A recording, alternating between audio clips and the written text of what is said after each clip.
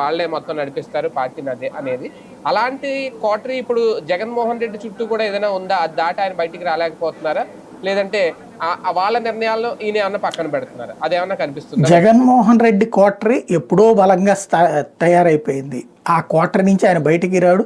ఆ కోటరీ లోపలికి ఎవరిని రానియరు. నెంబర్ 1. రెండవది, జగన్ జనంలోకి వస్తే ఆ సమస్య పరిష్కారం అవుతుందని కార్యకర్తలే అనుకుంటున్నారు. ఆయన జనంలోకి రావడం అదుగో ఇదిగో ఇదిగో అదుగో అట్లాగే సాగిపోతుంది.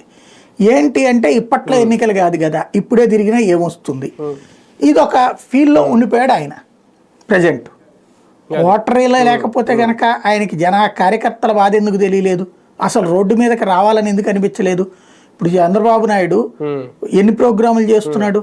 సరే మళ్ళీ ఇప్పుడు తగ్గిపోయింది అనుకోండి, డౌన్ అయిపోయింది, కానీ మ్యాక్సిమం వస్తానే ఉంటాడు కదా. ఈ పెన్షన్లు అప్పుడు ఇదివరకు జగన్మోహన్ రెడ్డి ఓన్లీ నెలకు ఒకసారి బట్టలు నొక్కే కార్యక్రమం అప్పుడు మాత్రమే బయటికి రావటం, అప్పుడు కూడా కార్యకర్తలను కలిసేవాడు కాదు. ఈయన వారం వారం కార్యకర్తలను కలుస్తున్నాడే, పార్టీ ఆఫీస్కి వెళ్ళి నాయకుల్ని కలుస్తున్నాడే. అట్లాంటి పని ఇప్పటికెందుకు చేయడు జగన్మోహన్ రెడ్డి? అయితే చేస్తున్నాడు ఆయన, కాకపోతే ప్రచారం చేసుకుంటే అందరూ ఎగబడిపోతారని భయం. ఇక్కడ ఏమైందంటే తెలుగుదేశంలో సంస్థాగత నిర్మాణంలో ఒక 10-15 దశలు ఉన్నాయి. చంద్రబాబు గారు ఒకసారి అటెండ్ అయితే, లోకేష్ ఒకసారి అటెండ్ అయితే,